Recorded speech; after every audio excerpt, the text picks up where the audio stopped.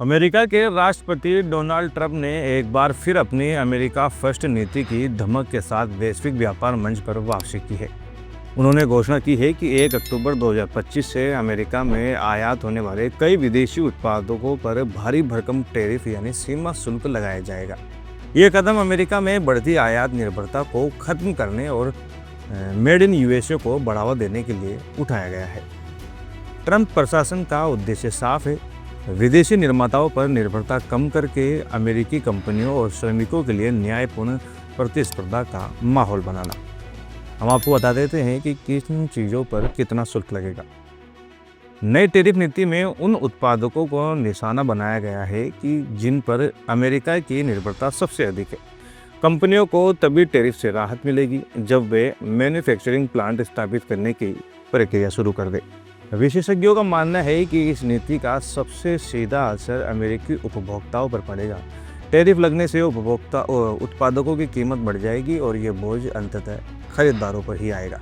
दवाओं पर 100% शुल्क से उनकी कीमत लगभग दोगुना हो जाएगी। इससे गरीबी और मध्यम वर्ग के नागरिकों के लिए जीवन रक्षक दवाइयाँ खरीदना मुश्किल हो सकता है, जिससे कि स्वास्थ्य सेवाओं की लागत में भारी इजाफा होगा। रसोई और फर्नीचर जैसे रोजमर्रा के सामान महंगे होने से महंगाई बढ़ सकती है, जिससे मिडिल क्लास वर्ग की परचेजिंग पावर प्रभावित होगी। हालांकि नीति का उद्देश्य अमेरिका में निर्माण को बढ़ावा देना है, लेकिन अमेरिका में उच्च लागत, श्रमिकों की कमी और कानूनी जटिलताओं के कारण कंपनियों के लिए प्लांट लगाना आसान नहीं है। ये निर्णय अमेरिका और उसके प्रमुख व्यापारिक साझेदारों जैसे चीन, भारत, वियतनाम और मेक्सिको के बीच तनाव का बड़ा कारण बन सकती है। यदि अमेरिका इन आयातों पर इतना भारी शुल्क लगाता है तो अन्य देश भी बदले की कार्रवाई में अमेरिकी निर्यात जैसे विमान, कृषि उत्पाद, तकनीक पर टैरिफ लगा सकते हैं।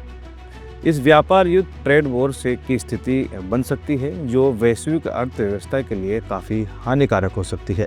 कई व्यापार विशेषज्ञ इसे WTO के मुक्त व्यापार फ्री ट्रेड नियमों के खिलाफ बता रहे हैं, जो वैश्विक व्यापारिक संतुलन को बिगाड़ सकता है। राजनीतिक विश्लेषक इस निर्णय को केवल आर्थिक नहीं बल्कि राष्ट्रपति ट्रंप की चुनावी रणनीति का एक महत्वपूर्ण हिस्सा भी मान रहे हैं।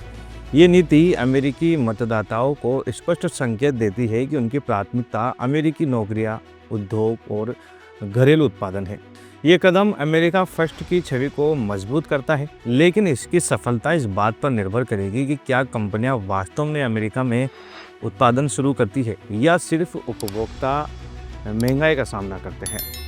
स्वास्थ्य सेवाएं प्रदाताओं और खुदरा संघों ने इस निर्णय की कड़ी आलोचना करते हुए इसे नागरिकों की जेब पर सीधा हमला बताया है।